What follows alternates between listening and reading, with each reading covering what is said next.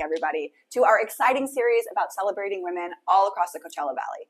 As you know, we started this for Women's History Month, and we are just not stopping. There's too much for you to know about the women in our valley. Really excited to bring this guest to you. She's special in so many ways, and in one way you can tell just off the bat. So we have Jaime Hensgen. She is a personal trainer here at Power of Fitness in Palm Desert. She's also an IFBB professional bodybuilder. Did I get that right? Nailed it, girl. Nailed it. You don't know how many times it took me to do that, right? No, we're here to bring her story. So Jaime, tell us a little bit about, let's start with what you do. What is your, what are you doing? Yeah. Oh my gosh. So many things it feels like, right. Like my day-to-day always varies. But primarily, I mean, fitness is my passion. I fell in love with weight training a few years back now, probably like 5 or 6 years ago. And I just really followed that passion, and it led me here to be able to explore my passion every single day, and I'm so grateful for it. So I'm a personal trainer. I do in-person training here at Power Fitness Palm Desert. I have a great clientele, work with amazing people every single day. And it's also allowed me to really focus on my bodybuilding career as well, which again, I'm supremely grateful for because, I'm able to be here and train. I'm here. I can do my cardio. I can do my posing. I can do whatever it takes entail for, that part of my career as well. Right. And you're now like up on a stage competing against women from all over the country, all over the world. Oh, really. Wow. Okay, yeah. So now I'm at the professional level. With anything athletic, you start at an amateur level and, you want to climb to the pros. So now having been at the molehill of the amateurs and climbed to the top to turn pro, now I kind of give it the analogy of being at the bottom of another big mountain. 100%. So it's like now I'm a professional, but at the same time, it's like I have to compete as a professional. So I'm up against other professionals. It's a whole nother level of competition, whole nother caliber. But it's really exciting, and I'm really excited to take my time to get there and really make an impact on that level of my sport. That's amazing. So you said a little bit back there that you fell in love with weightlifting. I did. How does that happen? What did that look like for you? Yeah, that is such a great question. It has been such the love affair, I will say. It has. It really has. It's so fulfilling for me. But I always tell people, I didn't go looking for fitness. It really is something that found me. I think it really found me when I hit, I would say, the lowest point of my life. And I just felt really lost. And, I just welcomed it with open arms, and I embraced it. And I found such a passion for it. And it just set my soul on fire in a way that, nothing else I can equate in my life has. So I was like, you know what? At first, I don't know what this is. But, I just know I'm onto something. So I know I need to pursue it. And so I didn't know what I was doing in the beginning because who does? Right. So it all started by signing up for a gym. I signed up for a 24-hour fitness pass, and I couldn't necessarily afford a gym membership at that point in my life. And so I was like, you know what? If I'm going to expend this extra $40 a month or whatever it is, I'm going to make it worth my while. I may not know what I'm doing, but I'm going to show up every single day. And so that's exactly what I did. So I was there looking at the diagrams on machines, looking at workouts on Pinterest, again, super novice. And then I decided, you know what? I need to, in tandem, take control of my nutrition. And if I feel like I don't have this level of control in my life, I want to take control of this aspect, and that being my health, the way I look, the way I feel. And so that's what I did. And I took it very seriously, and I started to see change within myself, and most importantly, feel it. And so at that point, it was about 3 months into my own self journey where I decided to enlist the help of somebody. And at that point, I decided to do it more as a goal for myself of, I think I want to compete. Because again, I was at a very low spot in my life, I would say. No control. I didn't have any drive for anything else. I felt very stuck.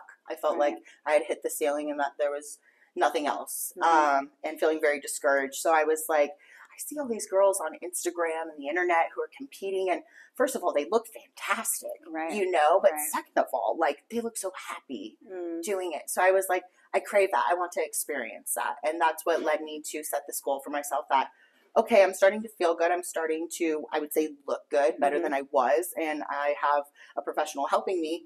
So I'm going to do that, and so that's exactly what I did. And I ended up doing my first competition maybe a year later. And that one goal, I got bit by the competition bug. And I was like, oh no, we're doing this for real. We got to do this in. again. Yeah, absolutely. Yeah. And I fell in love with it, and I really was fortunate enough to find my passion in it, and I've just been fueled by it ever since. Right. So, I'm hearing so much in that, and I think the underlying story there is empowerment. Yeah. You needed to feel empowered in your life.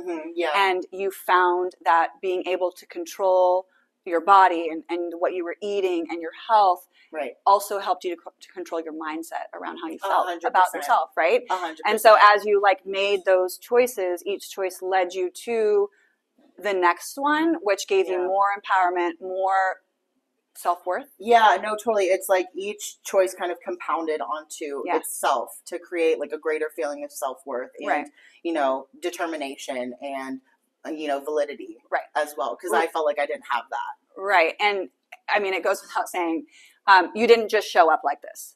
No, you put a lot, like you said little choices. And I think those little choices have to be recognized and appreciated because hard work pays off in the long run. Absolutely. It doesn't just show up. Right. So, I mean, I can understand how that would make you feel like, I'm a boss ass bitch now. 100% girl, period. Yeah, absolutely. And it was like, those little choices, again, coming back to that and making those one after the other, first of all, it's something that starts to become habitual. It's a lifestyle. Right. It's a total lifestyle. It's a lifestyle. It's a lifestyle, but it's also, because I always tell people too, motivation is fleeting. That's going to come and go as you That's venture such on. a true statement. Right? Like, I wish I could sit here and lie to you and say you're going to be motivated every single day of your life. I'm lying if I tell you that. It's fleeting. It comes and it goes, but that's where you've got to call on your discipline, right? You got to let discipline take the driver's seat when motivation's out the window because even me being in the position that I am now to this day, I'll be honest, there are days where I don't feel like working out, as much as I love it. There are some days where I'm like, man, the last thing I want to do is destroy my legs today, But there's never a day that you come in and you work out and afterwards no one's ever going to say, man, I really regret that workout. 100%. Afterwards you always feel so good and it's like, okay, I made a great choice for myself today. I made progress. I had a kick-ass workout and guess what? I get to wake up and I get to do it again tomorrow.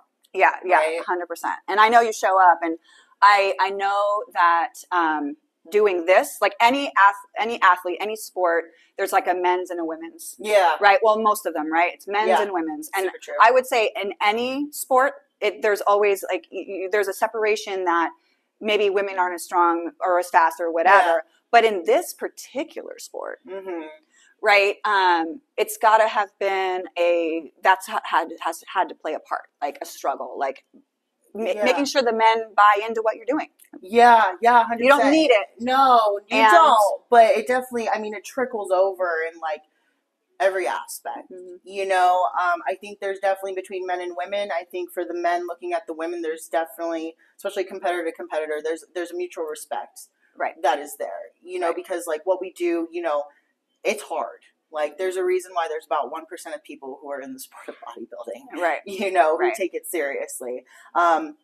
And I think even off of the stage, just in life, I think there are different factors that come into play, from the men's standpoint and the women's standpoint.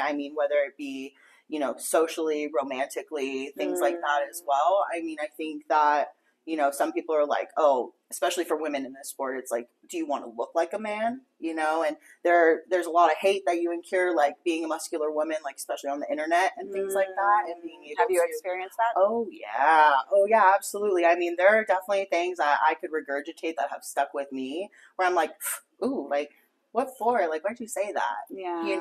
But at the same time, you recognize a cyberbully when you recognize a cyberbully in that sense. And I think, especially being a woman, having it come from a man is they think that they're going to diminish your spirit and they're really going to hurt you with what they say and they want a reaction out of you. And so the times I've run into it, the last thing I'm going to do is give someone a reaction. Right. Because I know that's what they want. I'm just it's not about you, it's about them. Yeah, 100%. Yeah. I'm just that's a projection exactly of you, and if anything, I try and have the mindset of I feel flattered that you feel the need to expend your energy to tell me these exactly, things, exactly. So I don't own a mirror. I don't realize how big my shoulders are, right, things like that. Yeah. So, you know, it's an unusual trade to get into for a woman, right? 100%. Yeah. When did you? I know you said you just fell in love with the competition of it and everything, but doing the initial competitions, which is more like a bikini kind of situation, right? Right. Yes. And then now you are doing. This is like I said, a lifestyle. It determines what you eat, how you sleep, 100%. what you. Everything. That's a commitment. Everything, even in the off season here, which is where I'm currently at, right? So it's like year round. It doesn't stop. And that's the thing, especially people who are outside of the sport have the misconception of is thinking like, okay, you're preparing for a bodybuilding show for the next 12 weeks. So as soon as you walk off that stage, you get to eat whatever you want, do whatever you want, throw your cardio out the window. Like, no, I do this for real. Like, this is my career. So especially when I walk off that stage, I'm on. You know, this is year round. Like, everything I do is controlled. Diet, cardio, sleep, very regimented, very disciplined, even in the off season here. Because the way I view this off season in my sport is I look at it as the prep before the prep. How difficult do I want my next prep to be? Right? Like, how do I want to make bad choices and make it harder on myself? Or do I want to make the right steps and just excel into my next prep and then sweep the floor with my competition? There you go, girl. There you go. There you go. That's right. That's right. Did you have support from like your family and your loved ones in getting into something so unusual? And yeah. So, you know, I'm very fortunate. I mean, I have a great family. I've got great friends, great support system around me. I think especially for my family, like I come from a very small traditional family, you know, in the sense of like, you know, my mom I'm 30 this year, and she's like, so when are you having kids? I know. She's like, when are you having kids? When are you getting married? Things like that. So when I first got into it, she was very like, rah, rah, siskumba, like, oh my gosh, like, I'm so proud of you and your journey and like this, that, and the other. And then, you know, as things got more serious, she's like, okay, like her big thing is like, just don't get too big, you know? And that's just like, I mean, she's not coming from a negative place. It's just my mom. Yes. You know, and my mom is my biggest cheerleader. She's been to every single one of my shows. She is wildly supportive of what I do, and she's very proud, and I love to make her proud. Yeah, and of course. So, you know, but it is, you know, I'm not playing softball. I'm not playing basketball. You know, this is a very different world. Bodybuilding is not a sport like others where it's not very mainstream. Right. So it's like, it's kind of hard to wrap your brain around the idea of this sport, especially because there are drastic changes that take place to your body. And it's like, okay, well, looking beyond that, like, is that what you want? Kind of is like where my parents come from, you know? But otherwise, you know, they're super supportive. They're always in my corner. Like I said, traveling to my shows, being there, screaming in the background of videos. That's awesome. You know, so I have some great support around me. That's for sure. Good. Favorite cheat meal? Sushi or pizza? Like, two very different things. Yeah, absolutely. It's funny because, and sushi, I mean, I would be like, isn't that like a good that's food? What everyone says. Yeah. So like the reason sushi is such a cheat is because, again, everything being so controlled, like diet wise, I measure everything. Oh yeah, everything is measured. You can't measure sushi. You just can measure your mouth going around the roll, and that's about it. Right. Okay, that makes sense. That's about it. Yeah. But yeah, I mean, you know, content wise, it's not the worst thing in the world. But yeah, you can't measure that. I tell people too, I'm like, the way my brain is wired around food, like my relationship with food has changed so much over the years of doing this. I see numbers before I see food. Interesting. So like if I have an apple, I'm like, okay, that's about 26 grams of carbs right there. You know? Wow. Literally. Wow. I mean, no, I mean, I get it because I consider myself to be a relatively healthy person. I like to work out a lot. We saw it. You saw me out there, right? You know, I work out a few days a week. Awesome. And I think about what I eat to an extent. Yeah, you probably eat like more intuitively. I do, you know, and I know that sometimes I'm a real shitty eater. You know what I mean? I could just, that's like real, again, it just goes back to the commitment, the discipline to really live a lifestyle like that way. And I'm sure like it bleeds out into other parts of your relationships. 100%. Your friends, like we're going out to dinner. Like if somebody asks you out on a date, you know, so that's an additional carry. It totally is. Yeah. And it's got some weight to it too. Sure. You know, there are plenty of social events with friends that I've missed out on, especially like actively preparing for a show. I pretty much, the last show I did where I earned my pro card, I pretty much was on DND for like the last 6 weeks. What's that? Do not disturb. Oh, yeah. I was like, what's that? DND, do not disturb. Right. You know, I remember telling my mom like 3 weeks out from the show, I was like, look, if anyone has a baby, if anyone buys a house, like if someone dies, as horrible as it sounds, don't let me know. Don't tell me until August 1st after the show's over here, because I cannot take on any more stress. Yeah. So, you know, there were birthday parties, there were things, but I just really, I buried my head in the sand, and like, you know, in order to be successful in this sport, like, that's what you need to do, because of course there's the physical element to it. And again, I remember touching on saying how difficult that is. Yeah. But you know what? The mental part is extremely more difficult than the physical part. It's like, it really is 90% mental.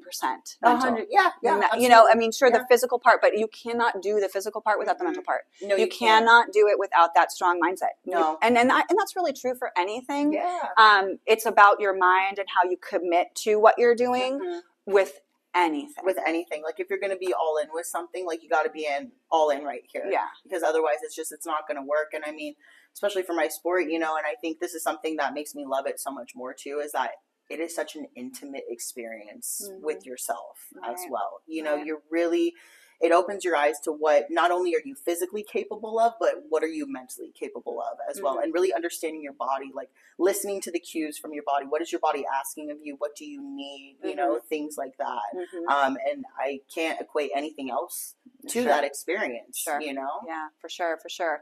So, okay, you're getting ready for a new show, and you told us that you've got a job to do. Like, so what does that look like to get ready for that next competition, which is not this year, but next year? We're making the pro debut in spring 2025. Nice. So we're forecasting, you know, and that's the funny thing too, is that, you know, I've been with a great coach for the last 4 years now, like, you know, give him a shout out.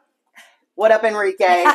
You already know. He knows I shout him out on everything here. But that's really, I call him Oz, because he's the guy pulling the strings behind the curtain. People seldom know what he looks like or who he is. But, like, he really is, like, I trust him with absolutely everything. Like, if he were to tell me to drink salt water upside down because it's good for me, I would do it, no questions asked. You know, I'm telling you, like, you know, he's helped you to do this. That's what I'm saying. Like, I couldn't have done it without him. But, you know, every time we do a show, you know, of course, especially the victories, like the big ones like this, we relish in it. You know, we have our moment, we enjoy it, we worked hard for it. But with like clockwork, it's like as soon as that kind of simmers down, like that same night, we're already game planning. Sure. You know, we're like, that's a good coach. That's it. Coach. Yeah. And so, we're forecasting to start. So prep's looking like it's going to start in January 2025. So at that point, like I'm all in. Usually it starts with, the first part of prep is usually pretty easy. I'm not going to lie. You can coast a little bit. Like you still have all your brain cells left, you know, like the diet starts to drop a little bit. You see the drop in your food and your cardio start to go up. And you're like, oh, okay. Yeah. And usually, I mean, again, I haven't prepped at the pro IFBB level before, but usually like the times I have this past show, it was like the last 6 to 8 weeks were the really hard push. You know, we succumb to what we call prep brain. It's a real thing. You know, is that like period brain? Kind of times 10, times 10. Like, put it this way. Like there was a point where I made a list for the grocery store, and I had to make 3 different trips to the grocery store because I forgot something each time in one day. And I'm just like, are you kidding me? But no, as soon as when the real push happens like that, cardio is pretty high. It's every day. There's not a lot of recovery that takes place. You're weight training at least 6 days out of the week. Even as you start to get depleted, you know, you got to stay up on your body work, seeing your masseuse, your chiropractors, things like that. Because I mean, recovery is a huge element. So if your body is going through, you know, this huge change for this show, you know, you really have to stay up on that and take care of it the best you can. Prioritizing sleep. There's a lot of power naps that come throughout the day. Wow. Okay. So that's a big part of it as well.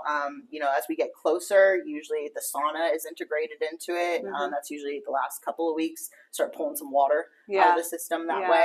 And then when you get to wherever you're traveling for your show, usually then the day before the show, the day of the show, that's the fun part because you start carbing up again. So you get all the food, the Oreos come out, the potato chips, the bagels, like you name it. Like that must be like after literally my last after all that time. I'm not even kidding you. It was the first time this ever happened to me, and I would legit have dreams about desserts. I would wake. I'm not kidding. The next morning, I would wake up and I'm like, I don't even like chocolate cake like that. Like, what was that about? Oh my God, that's hilarious. So intense. But you're so depleted. Where it's like. anything. I mean, it's a lot of chicken and lettuce, like cold fish, things like that. There's no glamour behind what we do getting ready for this. Right. But, another important thing, too, that I tell people is that, like, you got to think about it. If you want to compete, like, you got to understand that life doesn't stop just because you decide to do a bodybuilding show. Sure. Like, you still have a full-time job, you got to pay your bills, keep your lights on, show up the best you can, especially working with people. Like, that was the hardest thing as a personal trainer, and teaching classes and training people and just being uppity all the time when I don't have any brain cells left to be uppity. That was a challenge. Yeah. For sure. Yeah, I'm sure you nailed it. I'd like to think so. Yeah. I mean, like, no one fired me, so I think I did okay. Well, are you, if somebody wanted to come be your client, how would they be able to do that? Yeah, so in order to come work with me here, we could just have you contact the gym here at Power of Fitness. We've got a great crew here that is totally willing to help you guys out. You can also reach out to me directly. Okay. Too. How do they do that? You can do that via social media. Instagram is primarily where I'm at. My handle is at JMinx Fitness. It's JMINX Fitness. And then, I've got business cards here at the front. We can get in touch. We can kind of feel you out and see what your goals are. But, I'm always accepting new people. Sure. My goal is to really, inspire people and motivate people to adopt fitness in the way that it has changed my life. Because I know that what it's done for me, y'all, I can't even begin to tell you, but it's possible. You just have to be willing to open yourself up to it and allow it to come into your life, and it can change your life in a beautiful way. No, I know. I can see that. So anything else you want to say that that we haven't talked about yet? Yeah. I just think, again, like, touching on motivation too, maybe it's not fitness for you. Right. And that's okay. But if there's something I can leave y'all with here today, it's like, again, if it's not fitness, just find whatever you're passionate about and let it fuel you. Even if there's no monetary benefit that comes from whatever that is at first, don't stop pursuing it. Unapologetically be all in with it, be all in with yourself, and your passion, it will speak for itself. Your work will show, your love for it will show, and just let it set your soul on fire. I mean, this life is too short to do anything less. Right. The alternative is to do something that's meaningless and doesn't make you happy. Like, so whatever, I'm so glad you said that. I appreciate that so much. Of course. It's so very, very true. It's so true. Don't be a cog in a machine somewhere. Yeah. It's not worth it. That's right. That's right. Break it apart. That's it. Thank you so much, Jaime. You're so welcome. Thank you so much for having me. Oh, I'm squeezing you just as hard as you're squeezing me. See you next time.